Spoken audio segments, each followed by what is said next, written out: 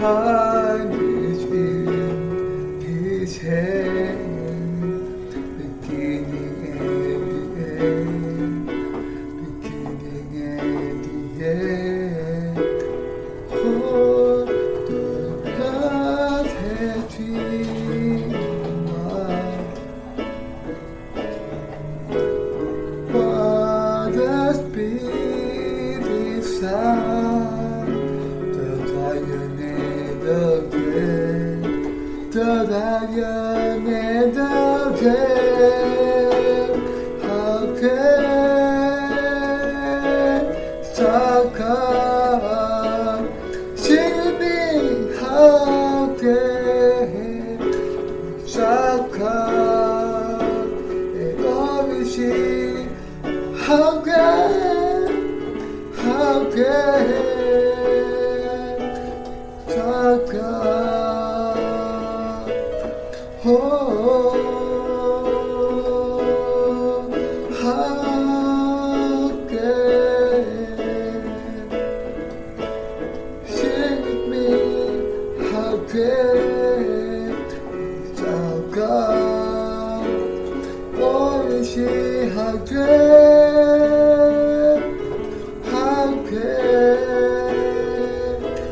Saka? Let us sing from the beginning. The splendors of the King, God Lord Almighty, let all the earth rejoice, let all the earth rejoice. He'll up and check in God, and darkness shall to have, and ever there before, and ever there before.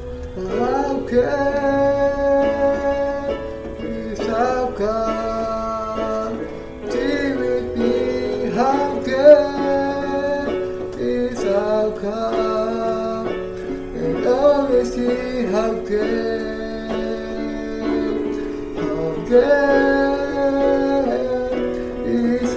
God?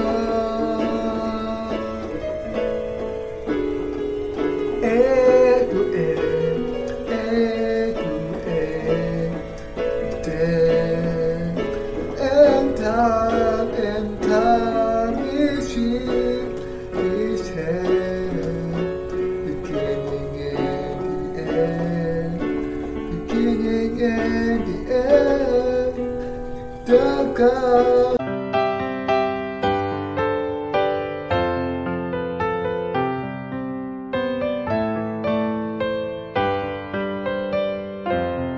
Merupakan saat yang paling besar di dalam keselamatan kita. Setelah Yesus menerima baptisan dari Yohanes Pembaptis, ia keluar dari dalam air, dan surga terbuka kepada Yesus dan ia melihat Roh Allah turun seperti burung merpati ke atasnya. Dan tiba-tiba terdengarlah suara dari surga yang mengatakan, "Inilah anakku yang kukasihi, kepadanya lah aku berkenan." Matius 3 ayat 17. Baptisan Yesus jelas sekali merupakan cara yang benar untuk menanggungkan segala dosa dunia ke atas dirinya.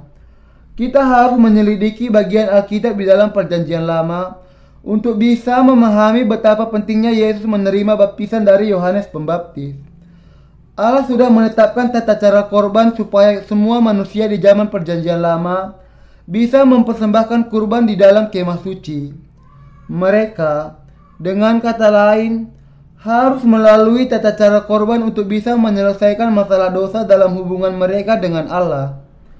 Dengan demikian, manusia di zaman Perjanjian Lama bisa berdamai dengan Allah lagi melalui korban penghapus dosa yang diberikan dengan penumpangan tangan dan darah binatang korban.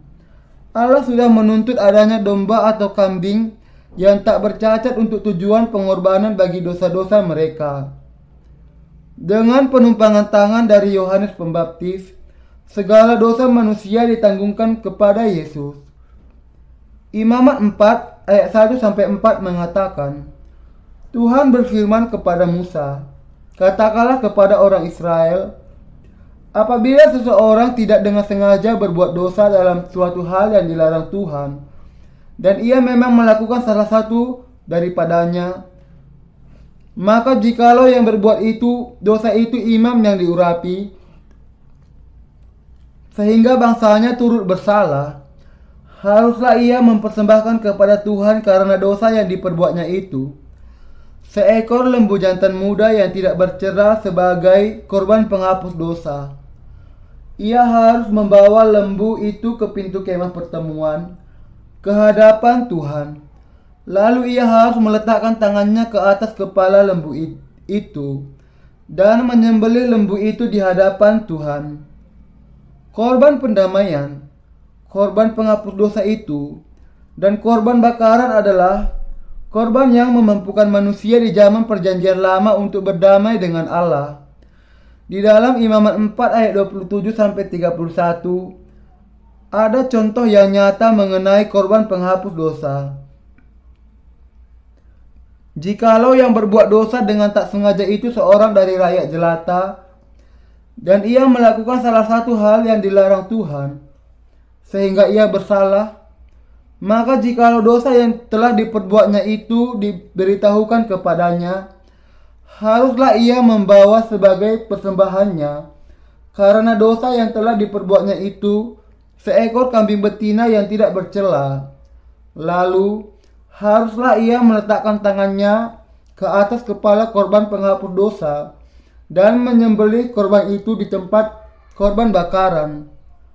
Kemudian imam harus mengambil dengan jarinya sedikit dari darah korban itu, lalu membubuhnya pada tanduk-tanduk mezbah korban bakaran. Semua darah selebihnya haruslah dicurahkan kepada bagian bawah mezbah. Tetapi segala lemak haruslah dipisahkannya, seperti juga lemak korban keselamatan dipisahkan. Lalu haruslah dibakar oleh imam di atas mezbah menjadi bau yang menyenangkan bagi Tuhan. Dengan demikian imam mengadakan pendamaian bagi orang itu, sehingga ia menerima pengampunan.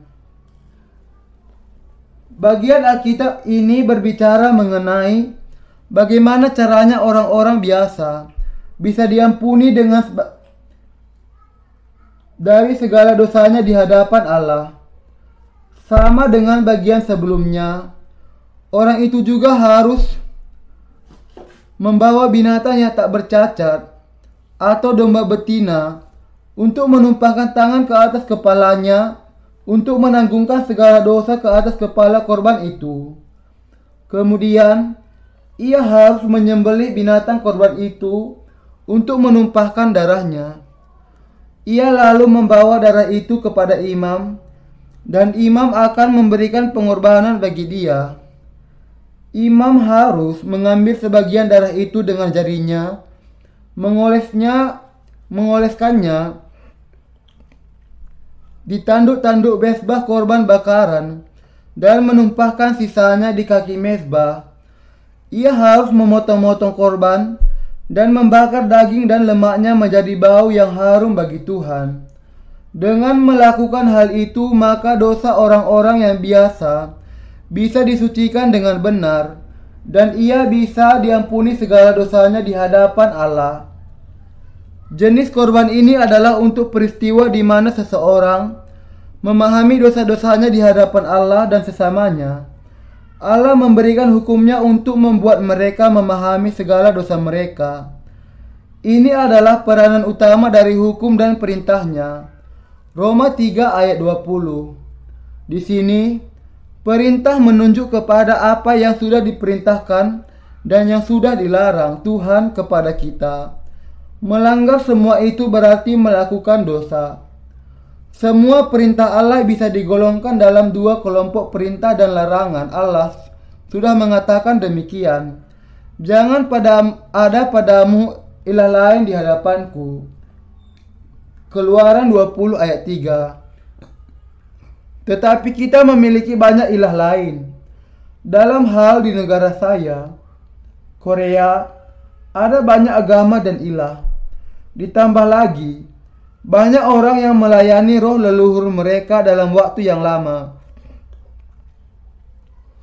Animisme atau panteisme sudah menjadi fenomena yang sangat lazim di banyak suku. Orang-orang yang hidup di pegunungan percaya akan ilah gunung, sementara orang-orang yang tinggal di dekat laut melayani ilah samudra mereka. Singkatnya, agama tidaklah lain dari sekedar buatan kita sendiri akan ilah buatan. Semua suku membuat ilah masing-masing dan mempercayai semua ilah itu. Namun, Allah yang kita percayai berbeda dengan semua ilah yang diciptakan sendiri oleh manusia di dunia ini. Segala sesuatu adalah ciptaan Allah. Namun, beberapa orang mungkin melihat sebongkah batu yang besar dan mengatakan, "Engkau adalah ilahku sejak saat ini, berkatilah aku." Ini salah satu contoh dari agama buatan manusia. Banyak orang membuat berbagai macam agama. Mempraktekkan agama palsu adalah pelanggaran terhadap hukum yang Allah yang pertama. Kalau kita berbicara mengenai penyembahan berhala, ada banyak kisah yang bisa diceritakan. Anak muda zaman ini tergila-gila kepada penyanyi terkenal. Bahkan kalau melihat sebersih saja penyanyi itu, mereka akan berteriak dan berseru. Sangat bisa dipahami bahwa orang-orang muda di masa remaja, mereka merasakan kesukaan yang besar akan sesuatu atau seseorang, sebagaimana yang pernah kita alami juga. Mungkin itu fenomena yang wajar. Namun, masalahnya adalah bahwa orang-orang muda yang seharusnya memiliki ketertarikan dan kerinduan yang besar akan Allah justru berteriak-teriak kepada para penyanyi itu. Fenomena apalagi itu, kalau bukan penyembahan berhala? Anda dan saya bukan orang-orang yang bisa mentaati dasar titah itu. Tidak ada satu hari pun di mana kita bisa dengan sempurna mentaati seluruh dasar titah itu. Seseorang tidak bisa menjalani satu hari pun tanpa melanggar perintah yang ada. Dan kalaupun seseorang entah bagaimana bisa mentaati 99,9% dari perintah itu di sepanjang kehidupannya. Perintah yang ada, kalau orang itu melanggar 0,1% saja dari seluruh perintah yang ada, jumlah itu sama dengan ia melanggar seluruh 100% dari perintah yang ada. Kita adalah manusia yang melakukan dosa sejak kita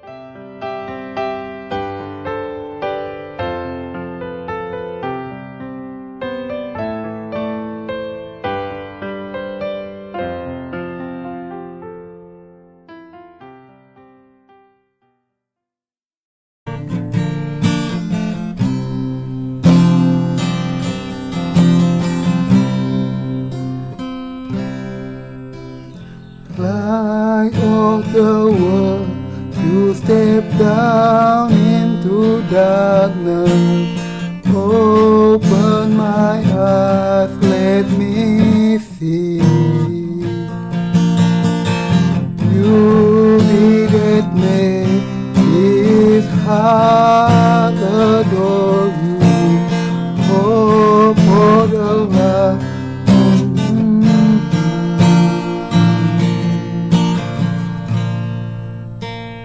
Here I am to worship, here I am to bow down, here I am to say that you're my God.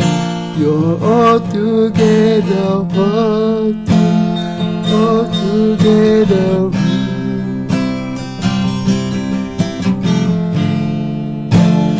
good to me.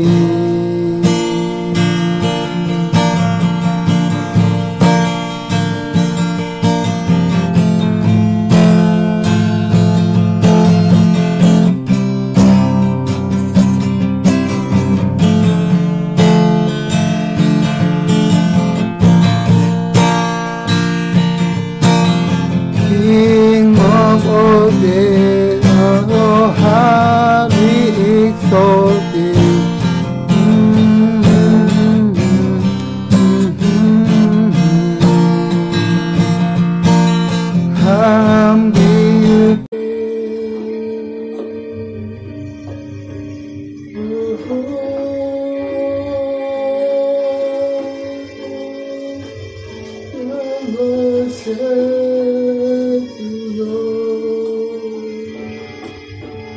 We praise your name, Lord Jesus.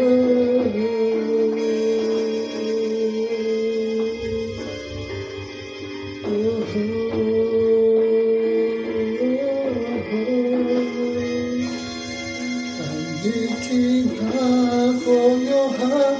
You hold my life in your hand. Draw me closer to you. You're not the name in you. Nothing compared to the best. Where I can see you face to face. The morning is beginning in truth.